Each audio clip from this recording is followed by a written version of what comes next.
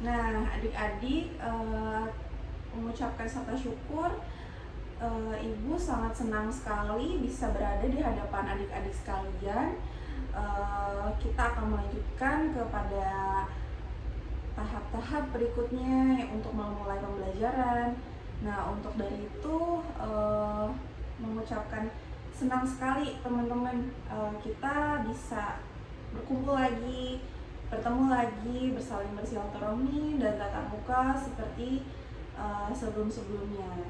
Nah, untuk dari itu Ibu sangat senang sekali bisa berada di hadapan kalian.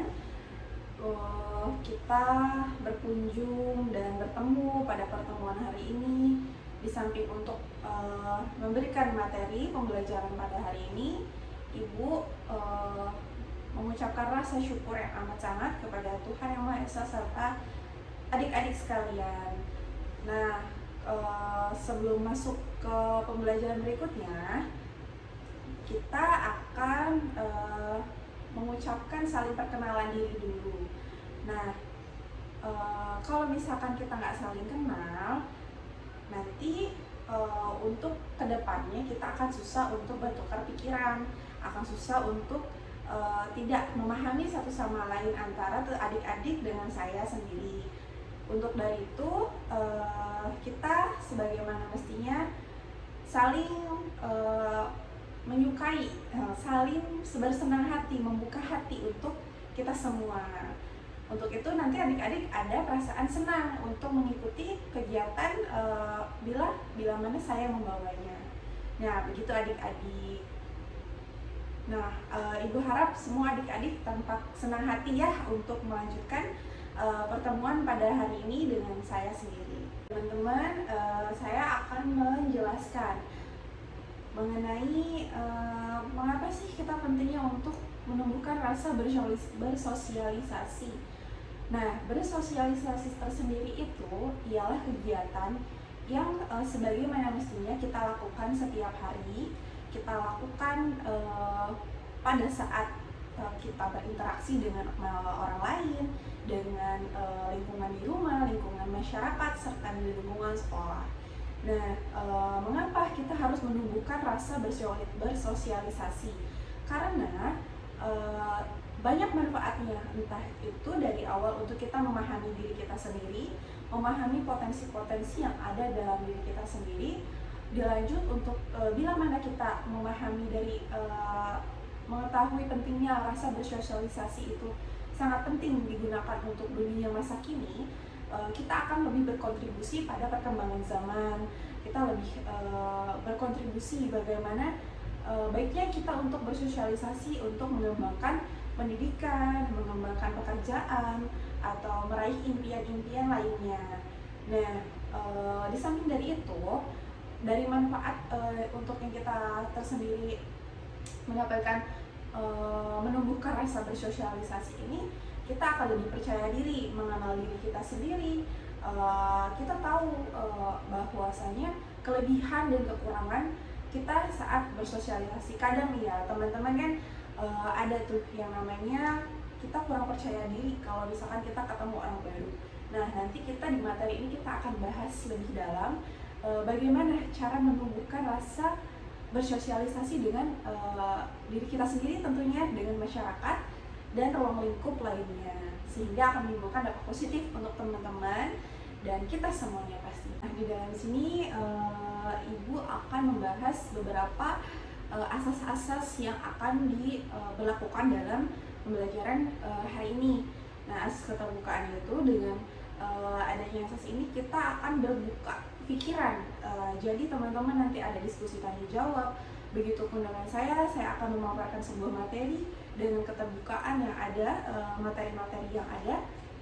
Setelah itu nanti kita akan lebih open minded, lebih menetralisir dengan adanya kegiatan yang di luar. Apa topik-topik yang terhangat akan kita bahas juga. Setelah itu kita akan membahas, mengkaji bagaimana kita mempraktekannya ke dalam diri kita sendiri. Lalu untuk selanjutnya kita akan membuat sebuah rangkaian kegiatan dalam pembelajaran nantinya. Nanti saya akan memaparkan sebuah materi di sebuah PPT nantinya saya akan bawa setelah saya siapkan materinya. Lalu nanti adik-adik semuanya harap menyimak dengan baik bagaimana nanti apabila pertanyaan yang mungkin akan diajukan boleh untuk ditulis terlebih dahulu, lalu dihafalkan pertanyaan tersebut. Setelah nanti saya tampilkan PPT, kalian boleh bertanya kepada saya. Nah, untuk dari itu sebelum mulai kegiatan nantinya, Ibu harap semua teman-teman akan mengikuti kegiatan hari ini dengan baik tentunya. Ya, segitu. Untuk dari itu, sebelum melakukan kegiatan pembelajaran hari ini, adik-adik serta saya lebih baik berdoa terlebih dahulu sesuai kepercayaan dan agamanya masing-masing. Nah, untuk kelancaran pembelajaran hari ini, berdoa dimulai.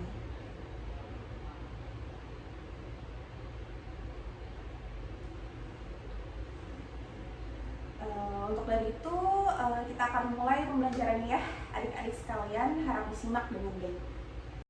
Ya, untuk dari itu pengendalian diri atau self-control merupakan pengendalian diri adalah sebuah kemampuan yang dimiliki seseorang dalam mengontrol emosi yang ada pada dirinya.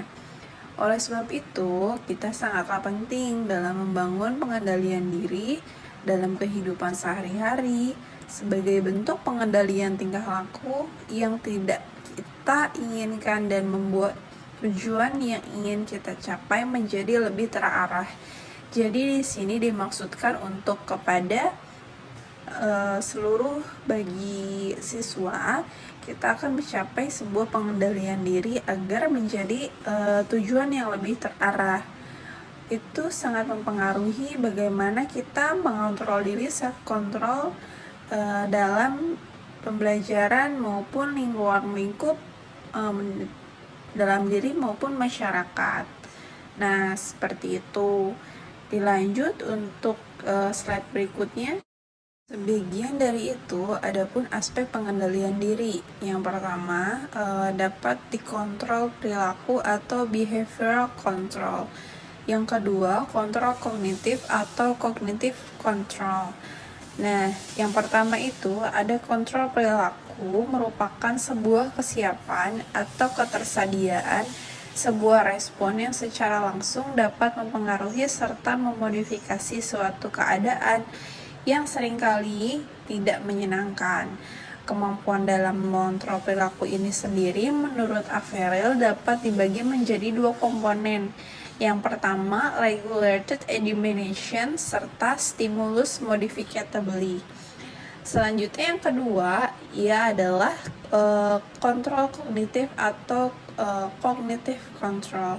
Merupakan sebuah kemampuan yang dimiliki seorang individu. Nah, jadi setiap bagi individu yang digunakan untuk mengelola informasi tidak diinginkan, lalu melalui beberapa cara integrasi suatu hal mengenai hal yang menggabungkan suatu keadaan yang terjadi ke dalam sebuah kerangka kognitif yang merupakan sebuah bentuk adaptasi psikologis dengan tujuan guna mengurangi tekanan yang akan dihadapi oleh klien tersebut. Jadi dalam aspek pengembangan diri ini ada dua, kontrol perilaku maupun kognitif yang harus diaplikasikan kepada diri klien tersendiri agar guna untuk mencapai tujuan tertentu yang telah ditetapkan kepada konselor dan konseling pada saat proses konseling berlangsung. Nah, dilanjut dengan ketiga, mengontrol kepuasan atau behavioral control. Merupakan keputusan sebuah kemampuan dimiliki individu dalam memilih suatu tindakan melalui berbagai hal yang dirinya yakini dan setujui. Maksud dalam mengontrol kepuasan tersendiri itu jadi kita mengetahui bagaimana kapasitas diri, pengetahuan diri maupun keinginan diri pada suatu hal atau maupun kognitif lainnya. Yang ketiga adalah kontrol informasional atau informational control. merupakan sebuah kemampuan yang dimiliki individu untuk mengurangi tekanan melalui meningkatkan kemampuan seseorang untuk memprediksi serta mempersiapkan apa yang akan terjadi melalui mengurangi rasa takut yang sering dimiliki oleh individu tentang hal yang tidak dapat diduga. Selanjutnya, yang kelima adalah kontrol retrospektif atau respektif kontrol. Aspek yang kelima yaitu kontrol retrospektif merupakan sebuah kemampuan yang dimiliki individu untuk meyakinkan tentang apa serta siapa yang menjadi penyebab tekanan yang ada dalam tersebut terjadi. Jadi dimaksudkan kepada situasi apa yang kepada dimiliki klien tersendiri melakukan pengontrolan tersendiri, bagaimana perspektif pandangan luar, pandangan terhadap dirinya maupun perspektif pada masalah yang akan dialami konselor dan klien pada saat konseling. Merupakan suatu kegiatan yang penting dalam kelima kontrol ini untuk diterapkan dengan baik dan benar sebagaimana mestinya agar tidak terjadi pengurangan kontrol tekanan melalui meningkatkan dari situasi, kondisi maupun perspektif masyarakat terhadap subjektif kepada klien tersendiri tersebut. Untuk dari itu sebuah konseling dilakukan harus mengetahui dulu bagaimana klien itu akan mengenai masalahnya, pengenalan diri maupun hal-hal yang akan dibahas pada dalam proses konseling. Dilanjut dengan faktor-faktor yang mempengaruhi pengendalian diri. Di sini saya akan membahas mengenai faktor-faktor yang mempengaruhi bagaimana sih pengendalian diri itu. Sedangkan diri itu kan hanya kita sendiri yang mengontrol, tetapi banyak faktor-faktor yang mempengaruhi bagaimana kita cara untuk mengantisipasi pengontrolan diri pada diri sendiri tentunya. Yaitu ada yang pertama adalah faktor internal, yang kedua ada faktor eksternal. Faktor pertama yang menjadi pengaruh dari pengendalian diri adalah faktor internal. Pengendalian diri itu terjadi pada diri kita masing-masing. Jadi bukan atas faktor penyebab lainnya, masa lalu atau apa. Sebenarnya yang menjadi faktor internal itu bagaimana kita memahami diri sendiri. Faktor internal yang dimaksud dalam hal ini adalah usia, di mana sering bertambahnya seseorang, maka semakin baik pula orang tersebut dalam mengontrol dirinya. Karena dewasa ini banyak manusia, banyak personality yang akan memahami dirinya dengan berlanjut usia. Meskipun tidak untuk dalam lingkup peluang semuanya, tetapi secara umum dan gambaran secara luas dapat disimpulkan bahwasanya perspektif klien tersendiri itu dipacu dengan adanya usia.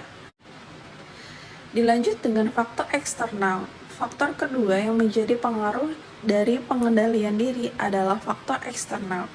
Faktor eksternal yang dimaksud dalam hal ini diantaranya adalah lingkungan keluarga, lingkungan bagaimana klien tersebut tumbuh, bagaimana klien itu bersikap, itu pasti berpengaruh besar bagaimana keluarga itu mendominasi sikap klien. Yang dimaksud dari lingkungan keluarga adalah orang tua. Bagaimana, dimana merupakan seseorang yang dapat menentukan kedisiplinan terhadap anaknya. Sangat berpengaruh memang, tetapi tidak dipungkiri juga bahwasanya tidak hanya orang tua yang berkontribusi dalam penilaian atau pembentukan dari sikap seorang anak. Bisa jadi dengan faktor eksternal, yaitu lingkungan keluarga, masyarakat, maupun behaviors dari lingkungan sekolahnya. Itu sangat mempengaruhi bagaimana klien bertindak dalam pengendalian diri tersebut. Pengendalian dari emosi, sikap, berperilaku, maupun bertutur kata itu sangat mempengaruhi. Nah, untuk dari itu, faktor-faktor ini yang akan saya bahas itu harap untuk disimak baik-baik dan dipahami sebagaimana mestinya hal apa saja yang akan mempengaruhi dari proses klien atau mahasiswa, siswi, atau akan yang menjadi konseli dalam proses konselor tersebut sebagaimana mestinya. Nah, untuk selanjutnya ada cara mengendalikan diri. Yang pertama adalah mengatur irama pernapasan, yaitu menurut penelitian yang ada, agar neurokemin dapat memutar kembali posisi kimia yang ada di otak menjadi normal, hanya membutuhkan waktu 90 detik saja. Dengan melakukan pengaturan pernapasan, irama pernapasan sebagai cara untuk mengendalikan emosi yang ada dalam diri, kamu dapat mengistirahatkan pikiran sejenak. Lalu yang kedua, menahan amarah serta mengendalikan diri. Yang dimaksud di sini adalah siklus agresi yang merupakan siklus kemarahan yang terbentuk karena adanya eksploitasi secara pasca eksploitasi. Dengan memiliki pengendalian diri, maka aggression cycle akan menjadi tidak teratur dan tidak terjadi. Untuk dari itu, jika kamu dapat mengendalikan diri dan pikiran kamu akan merasa tenang dan dapat berpikir lebih logis dan realistis. Yang ketiga, yakni mengontrol tingkat kesadaran diri. Menunjukkan emosi bukanlah hal yang buruk, apalagi jika terjadi suatu peristiwa ekstrim, seperti kehilangan orang yang dicintai maupun kehilangan barang yang berharga. Namun, yang penting dalam hal ini adalah memiliki kesadaran untuk mengendalikan situasi. Untuk dari itu, sangat penting untuk mengontrol tingkat kesadaran diri, apakah kita dalam menguasai dalam hal nalar tersebut, dalam kapasitas diri dan otak kita menguasai emosi dan situasi yang akan terjadi. Yang keempat, melakukan aktivitas yang disukai guna mengalihkan pikiran. Jadi, dalam poin keempat ini, lebih ditekankan kepada pengalihan pikiran. Melakukan aktivitas yang disukai seperti bermain, menonton olahraga maupun berbelanja. Tapi tidak untuk konsumtif ataupun lebih agresif, lebih ke pengalihkan pikiran, bukan untuk pelampiasan. Itu beda untuk permaknaannya. Yang kelima, mengubah sudut pandang. Mengubah sudut pandang tentang suatu masalah. Anggaplah jika terjadi sesuatu, maka setiap perbuatan akan ada hikmahnya, baik itu positif maupun negatif. Untuk dari itu, dapat dicerna bahwa segala sesuatu, cara pengendalian ini tersendiri dapat dilakukan dengan baik apabila kita memahami bagaimana kapasitas diri, kemampuan diri, bahkan batas dari sebagaimana mestinya kita sebagai manusia ciptaan Tuhan Yang Maha Esa dapat bertanggung jawab atas baik jiwa dan raga, untuk kita lebih bertanggung jawab bagaimana kita mengolah, kita menjaga atas titipan tersebut dengan baik. Dilanjut untuk poin yang keenam, membayangkan setiap harinya sebagai hari terakhir. Membayangkan setiap harinya sebagai hari terakhir. Dengan begitu, kamu akan lebih tenang karena kamu ingin menjadi orang yang lebih baik. Dengan begitu, emosi yang ada menjadi mereda perlahan-lahan. Meskipun tidak hilang, cara ini efektif untuk menjadi pribadi yang positif untuk setiap harinya. Yang ketujuh, ada bersikap bijak ketika melakukan tindakan. Bersikap bijak dalam sini adalah dengan tidak tergesa-gesa karena memiliki alasan ingin menyelesaikan masalah secepat mungkin.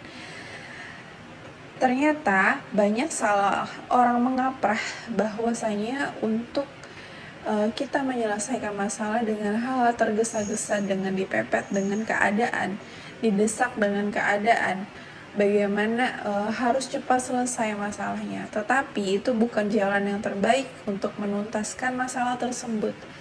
Jadi untuk kalian, jika ada sesuatu yang mendesak harus cepat diselesaikan, lebih baik untuk menenangkan diri, menarik pernapasan, dan hal-hal lain yang tadi sudah disebutkan agar tidak timbul masalah lain karena timbul dari ketidak tergesa-gesaan tersebut.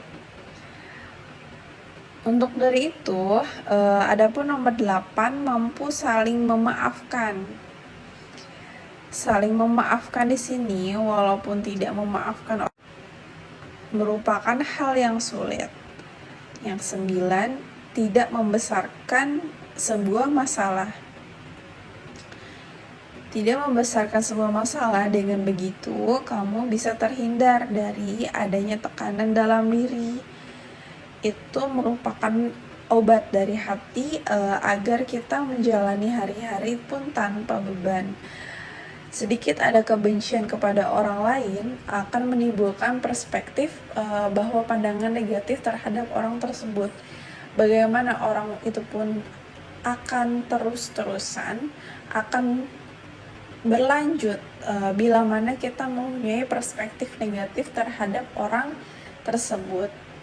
Untuk baik itu ada kalanya kita untuk memaafkan bagaimanapun kesalahan dia, yaitu mengidentifikasi perasaan yang dimiliki. Meluangkan waktu sejenak, kamu dapat melihat atau memberikan keadaan serta perasaan hati kamu saat itu. Yang 11, membuat tulisan mengenai situasi hati. Ini lebih ke Dear Diary sebenarnya.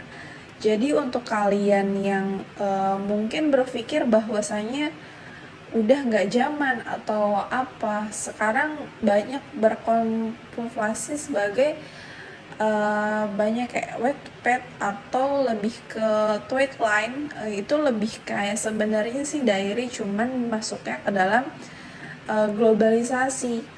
Nah sebenarnya itu misalkan kalian bisa tuangkan lewat karya, lebih ke mencurahkan isi hati tanpa diketahui oleh satu orang pun. Dengan orang yang dituju dapat membantu kamu merefleksikan diri dan keadaan yang terjadi. Lebih ke teman curhat sebenarnya ya. Jadi kalian kalau misalkan bisa atau tidak punya sesuatu, kalian bisa mengapresiasikannya lewat karya. Nomor 12, ada melakukan meditasi. Bermeditasi dapat membantu seseorang untuk meningkatkan kesadaran akan segala perasaan maupun pengalamannya.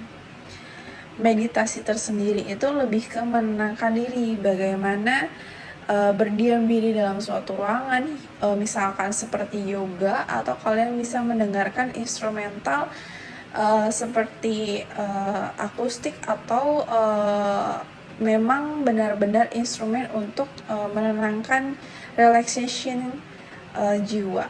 Nah seperti itu.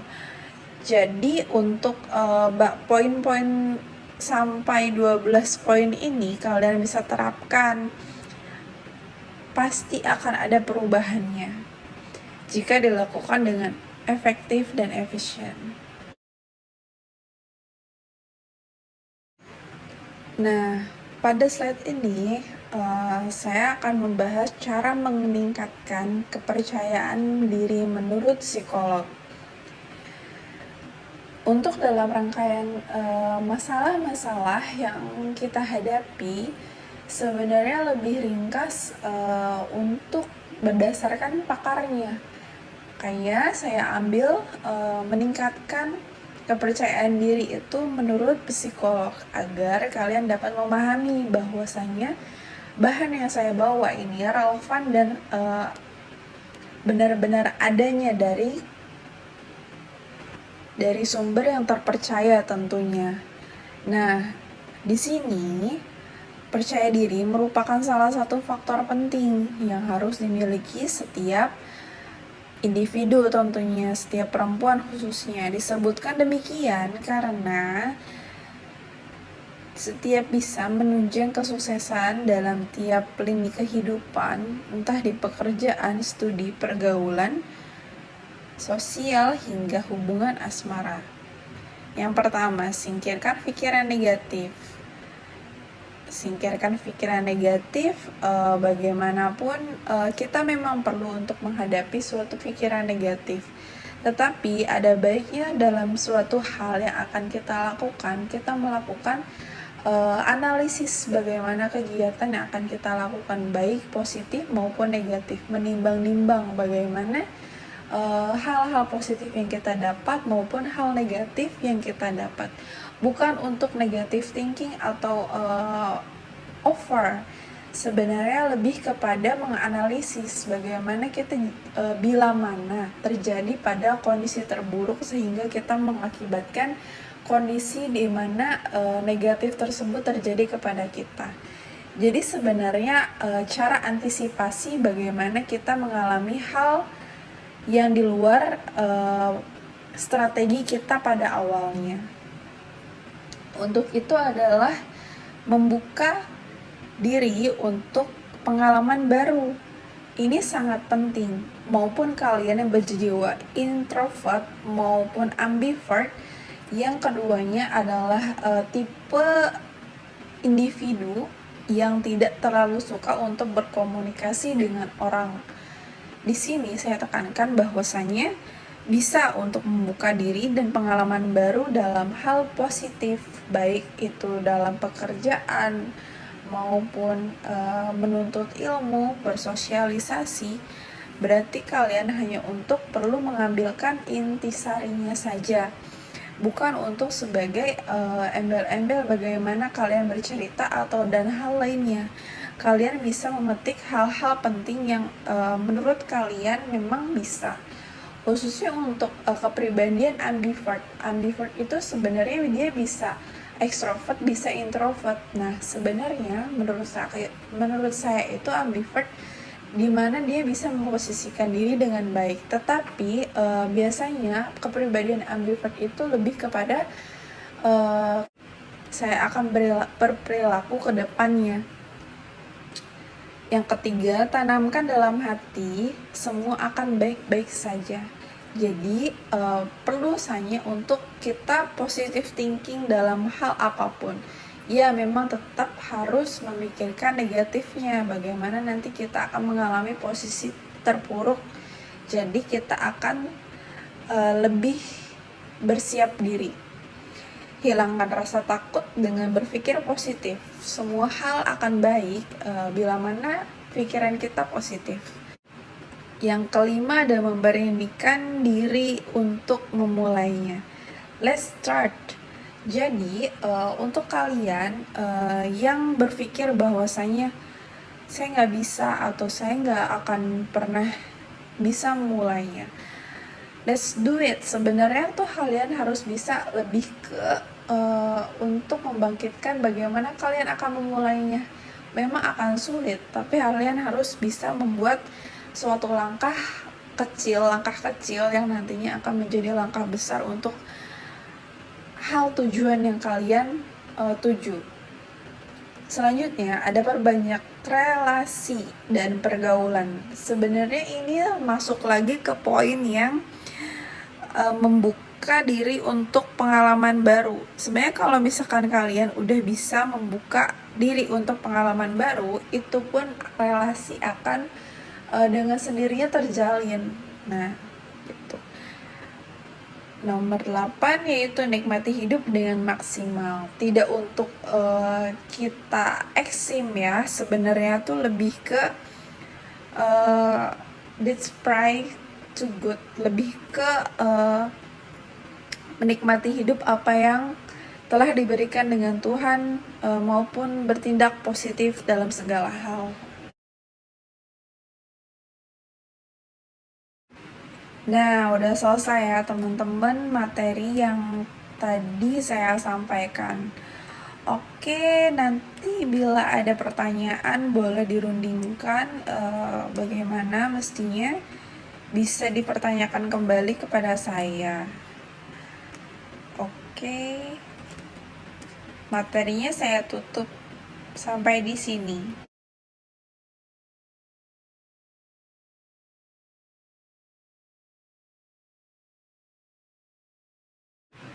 Nah, teman-teman boleh nih dipersiapkan pertanyaan-pertanyaan nanti yang akan diajukan kepada Ibu. Oke? Ditunggu ya pertanyaan-pertanyaannya.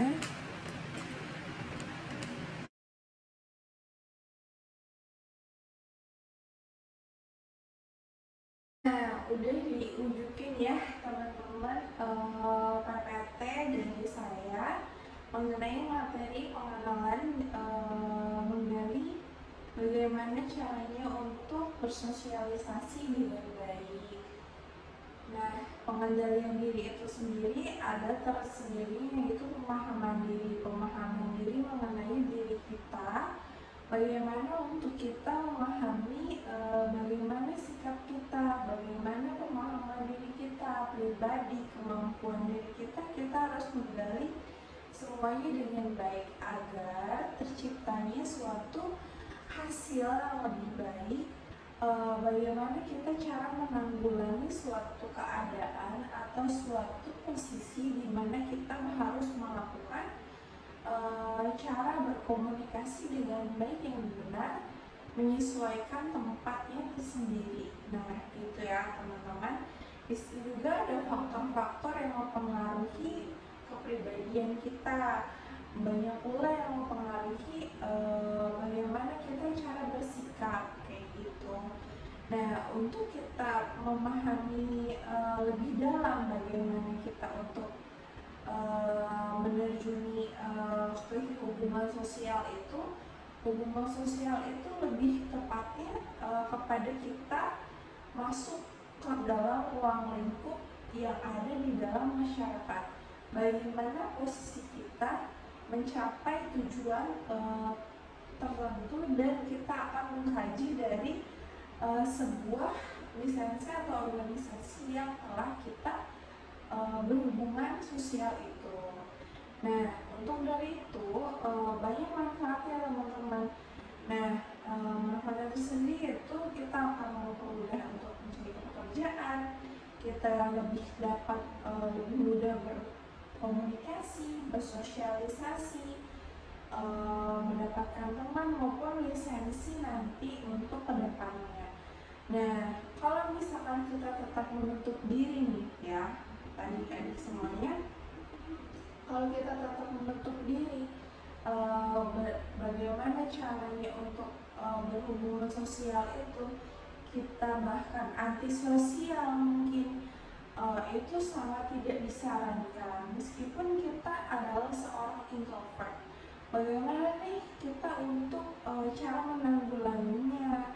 Nah, saya tersendiri pun termasuk orang introvert, tetapi kita harus menempatkan bagaimana kita akan nanti bersosialisasi pada saat pembelajaran, pada saat berkomunikasi dengan mahasiswa lain mungkin, atau dengan dosen, ataupun dengan teman-teman sekitar kayak gitu. Ada tempatnya ya teman-teman. Jadi kita itu semua itu ada porsinya, semua itu ada porsinya. Jadi meskipun kita nggak suka atau bahkan kita nggak suka untuk gabung dalam suatu komunitas atau dalam suatu kelompok, dalam haruskan kita untuk berkomunikasi dengan mereka. Meskipun dalam satu sisi lain kita itu tidak suka, tidak mau atau tidak mau mengungkapkan pendapat kita, entah itu nantinya gengsi ataukah malu atau kurangnya percaya diri. Nah, untuk itu dalam pembelajaran tadi kita dalam pembahasan tadi itu kita jadi mengetahui bagaimana kita menanggulanginya gitu, yaitu pemahaman diri. Pertama itu yang sangat penting, memahami diri sendiri, potensi apa yang ada di dalam diri kita, cara kita, karena sebaik-baiknya manusia itu adalah yang memahami dirinya sendiri adalah jiwanya sendiri gitu ya. Jadi teman-teman, untuk dari itu kita sebagaimana mestinya harus mengetahui juga pemahaman diri, faktor-faktor yang ada dalam masyarakat, hubungan sosial, atau bagaimana persepsi dari pandangan tersebut. Kita itu harus lebih ke mempersiapkan diri, lebih tepatnya mempersiapkan diri dalam porsinya masing-masing gitu. Jadi tidak dalam luar batas, tidak dalam ruang lingkup yang kurang begitu ya. Jadi saya harap untuk kedepannya teman-teman dapat menumbuhkan jiwa hubungan sosial yang lebih baik, cara berkomunikasi lebih baik mungkin ke depannya. Nanti saya akan memberikan sebuah kelompok di mana di situ akan membahas suatu kegiatan nanti yang akan dimajukan pada dalam presentasi kelompok. Masing-masing kelompok dipersilahkan untuk nantinya akan membacakan materi dan mengungkapkan bagaimana analisis dari materi nanti yang akan diungkapkan. Oke, nanti yang akan dipresentasikan. Nah, berhubungan dengan itu, nanti bertujuan di dalam pembelajaran ini kalian akan lebih percaya diri, lebih mengungkapkan jati diri kalian. Bagaimana sih aku melanjutkan berkomunikasi dengan baik. Nah, seperti itu ya. Nah, dalam tahap penutupan kali ini, saya sendiri selaku Ibu Ayu dari mahasiswi bimbingan konseling Universitas Indah Prasatya PGRI Jakarta, saya mengucapkan banyak-banyak terima kasih kepada teman-teman yang telah menghadiri pertemuan pemberian materi mengenai mengkaji dalam hubungan sosial, kuat kiat menjadi berhubungan sosial sendiri itu membangkitkan, menumbuhkan rasa bersosialisasi yang tinggi. Seperti itu nanti akan mendapatkan tujuan dan manfaatnya bagi teman-teman sekalian. Nah, untuk dari itu saya akan nanti bertemu lagi pada minggu depan untuk pembahasan materi dan presentasi dari teman-teman sekalian. Nah, untuk dari itu mohon maaf bila ada kesalahan dari ucapan saya untuk pada hari ini. Saya ucapkan terima kasih teman-teman yang sudah mengikuti pembelajaran hari ini yang lebih baik. Oh iya, sebelumnya ada pertanyaankah sebelum ditutup pertanyaan pertemuan pada hari ini?